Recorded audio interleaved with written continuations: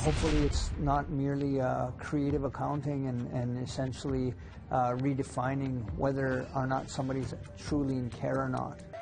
Tonight, cautious optimism as the number of children in care in Manitoba goes down. There's nobody to carry on to talk about what happened to us, my sisters and I.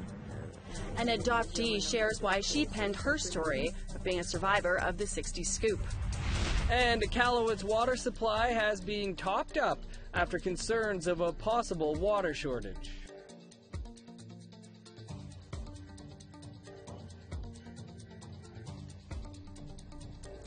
Good evening, welcome to APTN National News. I'm Dennis Ward. And I'm Melissa Ridgen. The number of children in care in Manitoba has gone down for the first time in 15 years, according to numbers released by the province.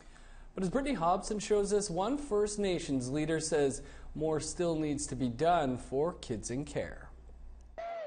For the first time since 2003, the amount of children in care in Manitoba is decreasing. The province released a snapshot of their year-end report this week.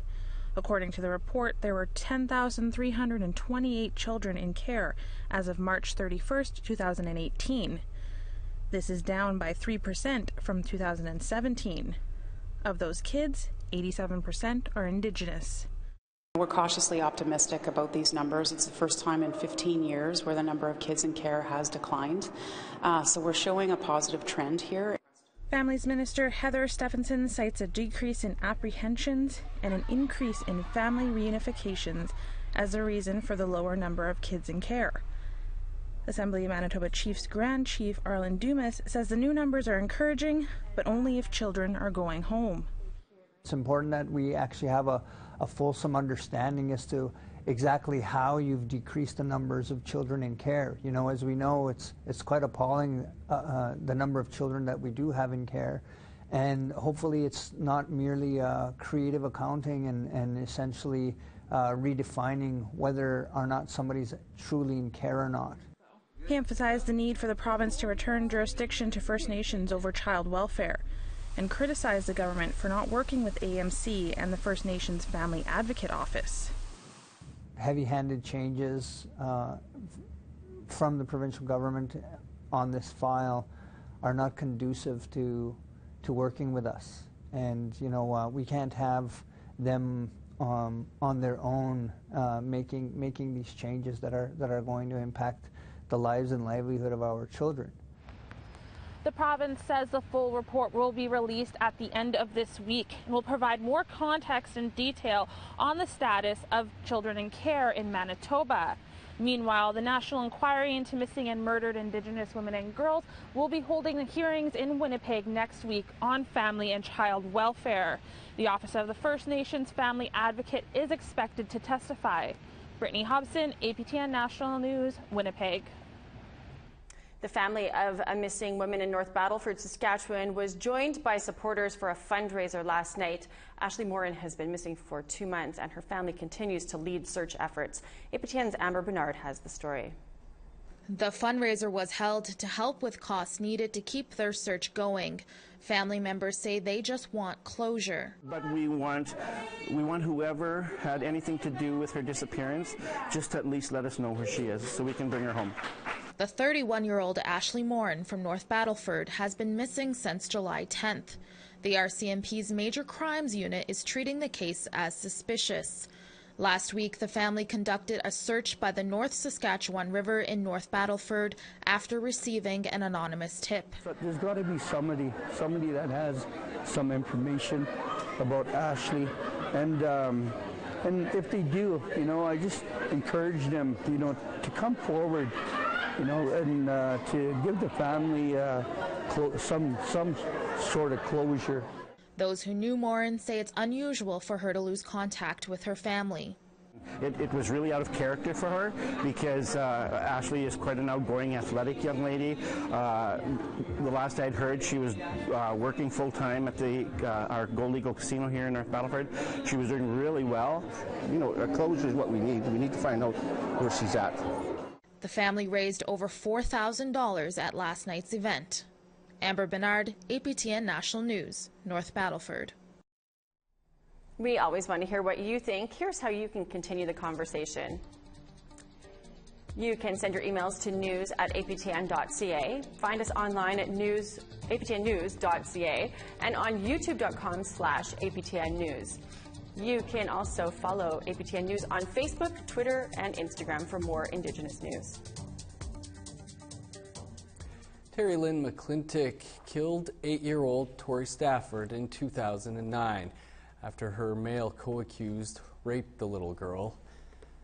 McClintock was transferred from a maximum security prison in Ontario to the Okima Healing Lodge on Niganit territory in Saskatchewan 9 months ago.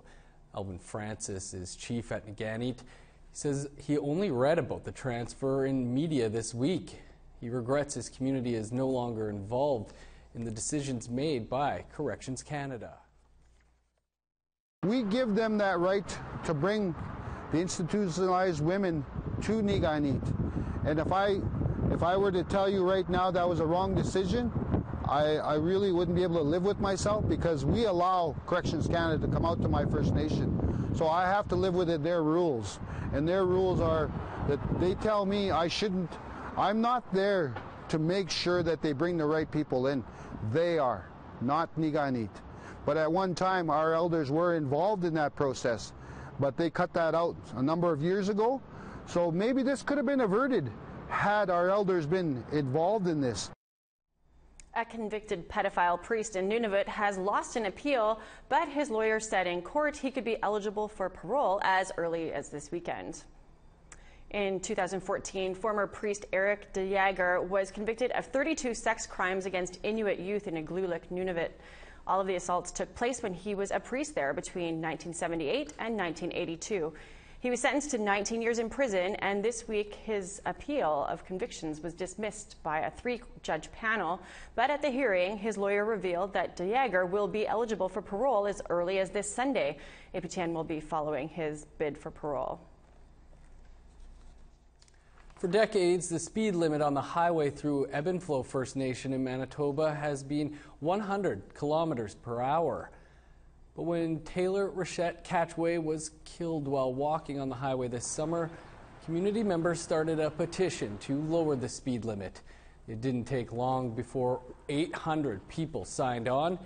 After that, the Chief and Council were able to convince the provincial Aboriginal Affairs Minister to drop the speed limit to 60 kilometers an hour. Margaret Rochette Catchway's grandmother helped get the ball rolling. I was so happy that I posted it on my Facebook that I was told that they agreed to make the speed limit to 60 kilometers. It's too bad it took a death to do something about it. The new 60-kilometer speed limit sign should be up soon. Well, the University of Victoria has a first-of-its-kind Indigenous law degree. We've got that story and much more coming up after the break. But first, here's tomorrow's weather forecast.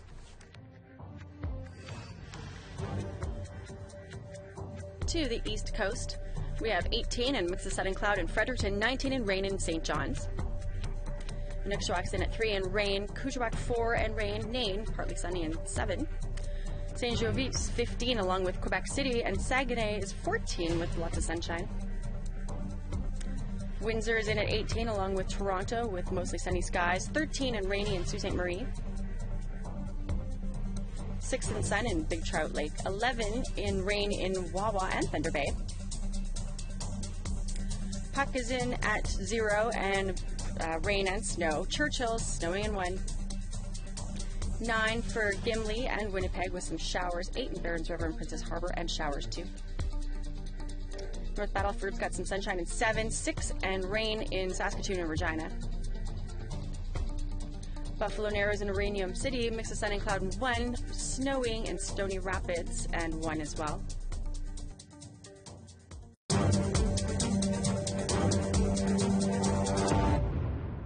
Welcome back. A quick update on a story we recently brought you. It seems like Iqaluit's water woes are over, at least for the time being. Lake Geraldine is Iqaluit's reservoir, and the City Council was worried it could run dry this winter. To combat this, Council began pumping water from the nearby Apex River into the reservoir.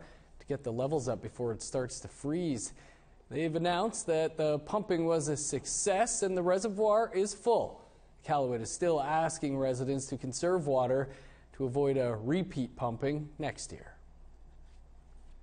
In other water news, many Canadians take for granted clean, reliable water, but residents of the Whitefish River First Nation aren't among them. Clean water is a game changer for the small northern Ontario community. Here's Annette Francis with more on that story. We're maintaining that. This is the new road that's going to come in to the water tower, to the new elevator. Chief Shining Turtle is proud to show off the plans for the new $3.5 million water tower in his community. It's something they've been working on since 2007. He says it's exactly what's needed for the community, which has doubled in population over the past 20 years. This tank that we're seeing here is 6 times the size, so it gives us quite a bit of volume and lots of pressure. The biggest thing between a standpipe and the elevated storage reservoir is that our tank is elevated and it stores water, but it also recirculates the water, so you're allowed to use all of the water. In the standpipe, you only use the lower column of water, and so you ended up with a large stagnated chunk of water. Whitefish River sits on the shores of Georgian Bay. It's the gateway to Manitoulin Island. It is home to over 400 people, and there are close to 200 homes in the community. Shining Turtle says the real driving force for the upgrade was safety at the school. Our existing water tower had outlived its useful life to the community, so it dampened our ability to grow the community, and it also created safety concerns in terms of having proper pressure and proper safety for the community, like at our schools and our institutions. So it was an important project that needed to get done. Fire Captain Andrew Recollick says most of the fires to date have been non-structural, so they pull water from the shores of Lake Huron. A new water tower means greater confidence in the safety of the whole community. With our present standpipe right now, we'd lose pressure and we'd lose the we wouldn't be able to fight the fire as long. But with the new water tower going up, we'd have a lot more pressure and a lot more water to fight the fire. According to Chief Shining Turtle, the water will begin to flow through the pipes by early December, and they'll start it off with a community celebration. He suggests any First Nation in need of safe drinking water to get your plans in place and keep pushing the federal government. Annette Francis, APTN National News, Whitefish River First Nation. It's been 2 weeks since a court order brought down the teepee camp outside the Saskatchewan legislature. The leader of a similar camp in Calgary says he isn't going anywhere and is asking the government of Saskatchewan to support the urban camp movement. Tamara Pimentel reports. The Mohkinstsis camp in downtown Calgary has been standing for nearly 200 days. We're here to stay, and I think Calgary and the province of Alberta can be kind of proud with how they've been dealing with us so far. Despite bylaws, there has been no pushback by the city of Calgary. The fire department even donated a fire extinguisher and smoke detectors. The best way that we've received a lot of support from the actual city and governing structures here is that they left us alone, which is really amazing. It's the kind of support head camper Garrett Smith says he wishes the camp in Regina would receive. The Justice for Our Stolen Children camp occupied Wascana Center for nearly 200 days. It was taken down September 12th following a court decision to have the camp dismantled.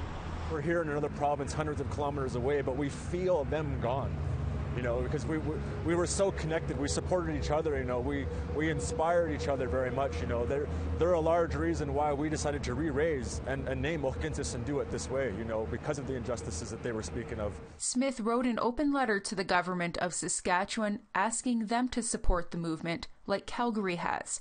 We've been living on this land for so long, we know how to work with it. The new thing is working within the governing structures, was working within the urban sectors. That's what's new for us. But we've never actually been allowed to do it our own way. We always have to do it with a bylaw, right? Always have to do it with some kind of policy or some kind of park rule that's put in place that doesn't allow us to actually be who we are. Smith says before Mohkinstsis, there was no Indigenous presence in downtown, no way for ordinary Canadians to interact with Indigenous people. His message to the Saskatchewan government: wake up, open your eyes, and realize that we have to live on this land together. Take the time to actually allow us to be here, to be present, and learn from us. Tamara Pimentel, APTN National News, Calgary. Sixties Scoop adoptees gathered in rural Ottawa this past weekend for the 4th year in a row. This annual get-together is to share stories and learn Indigenous culture. This year, the gathering's co-founder, Colleen Cardinal, came with a book she authored. She's not only an adoptee, her sister is one of the country's missing and murdered Indigenous women. Todd Lamarand has the story. Colleen Cardinal is reading about the aftermath of her sister Gina's murder 28 years ago. It was years before I came to accept that my sister would never come back. Grief has no timeline. It sat in my throat, left me on the verge of tears, and my words became bitter and angry. It's from her book, Raised Somewhere Else. In the early 70s, Cardinal and her 2 sisters were adopted by a non-Indigenous family. There's nobody to carry on, to talk about what happened to us, my sisters and I. My other sister, Patty, is still alive. My other sister, Gina, has passed away. And there's nobody to carry on what happened to us. So the book, in graphic detail, describes a long period of sexual abuse and violence, starting with Cardinal's adopted family. Other people have reached out to me who knew my family and are just blown away. That was your family? That was your brother? That was your father? Like, we didn't know that was going on in your house. Cardinal is a co-founder of the Network of Child Welfare Survivors. She organizes this annual get-together of adoptees. But underneath the tranquility of this farm in rural Ottawa is a lot of pain. So I encourage you to express yourself, to go to ceremony, or whatever it is that brings you strength, to continue, to share your truth, let it go to the world. Quit holding it in here, just let it go. Cardinal quit holding it in by writing hundreds of pages of what happened to her. Getting it out on paper and talking about it in therapy and understanding and recognizing that wasn't mine, that those things that happened to me were not my fault. Her book wasn't meant for other survivors, but for non-Indigenous people to understand the 60s scoop. But a lot of survivors are reading it, and it is a difficult read for them. I have to say, like, if you're a survivor who's experienced sexual abuse, it will be a hard read, or even violence. Cardinal found the most difficult part of writing the book was the ending. I had only written about the bad stuff that happened to me. I didn't write about all the good stuff and all the healing. And because you need to write about how you got to where you are now. And where she is now is light years away from the time when her sister was murdered. I am blessed, and I wake up very happy every day. Every single day I wake up happy because the worst of my life I've been through already. And I'm living my best life right now. Todd Lamarand, APTN National News, Ottawa. A Winnipeg man has made a name for himself not only in politics, but as a musician, a broadcaster, and university administrator. Now he can add children's author to his resume. Ashley Branson brings us this. Certainly been a long time coming. It's been about 4 years since Wab Canoe came up with the idea to write a children's book that incorporates Indigenous heroes. Now he gets to hold Go Show the World, a celebration of Indigenous heroes, in his hands. This book's all about celebrating heroes from the Indigenous community and sharing it with everyone in Canada and the States. Canoe says he had 2 inspirations while writing the book, one being Canadian rapper Kanon. And he did a song where he's shouting out like Gandhi and Mandela and some of his heroes. He says he loves reading to his kids, and one of the books they read is Barack Obama's Of Thee I Sing, which is him celebrating these heroes for his daughter and finding a way to make these stories relevant to his daughters and saying like the great things that people like Martin Luther King did, it can live on in you. Canoe wanted to spread a similar message. I wanted to take these great heroes who either overcame so much in the Indigenous community or who achieved such great things in the wider world and let young Indigenous people and yet let young non-Indigenous kids know that they could achieve the same things, that if they know that they're valued, they can go show the world what they're made of too. Since Go Show the World was published in September, the book has received positive reviews. But Canoe shares one review that's extra special to him. Well, my 10-year-old gave it a good review. He said he found it inspiring, so that's probably the best thing I could hope for. In the future, he says he plans to visit schools and other communities to read his book to the youth. Hopefully, so that more kids and more people understand some of the great things that members of Indigenous nations have done over the years. Ashley Branson, APTN National News, Winnipeg. Well, time to step aside for another short break. But first, here's the rest of tomorrow's weather.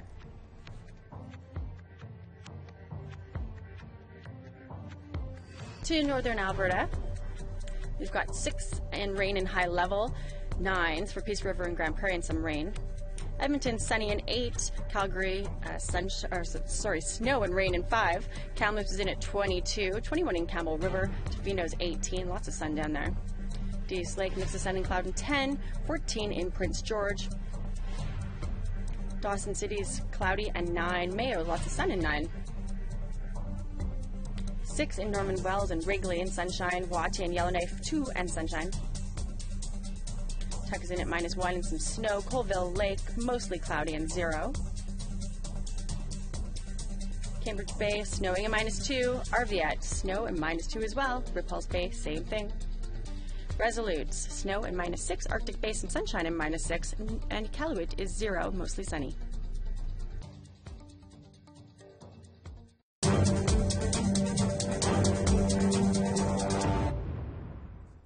Welcome back. In South Florida, the search is on for an escapee who was last seen hopping through a residential neighborhood. A woman in the Palm Beach community of Jupiter Farms captured cell phone video of a kangaroo in her neighborhood. Authorities with the Florida Fish and Wildlife Commission say the kangaroo, named Storm, escaped from a nearby wildlife sanctuary. Storm's owners say he thinks the kangaroo was spooked by the weather Monday night and hopped the fence. If you aren't a fan of snakes, you may want to look away as I bring you this next story. Today's You Gotta See This is about as rare gets, an alive and thriving two-headed eastern copperhead snake. The reptile was discovered last week in a neighborhood in northern Virginia.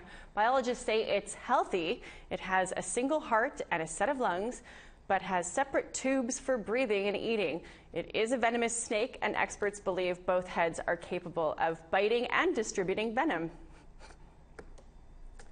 Frightening Super. Stuff. Why does Florida Wildlife Sanctuary have a kangaroo too?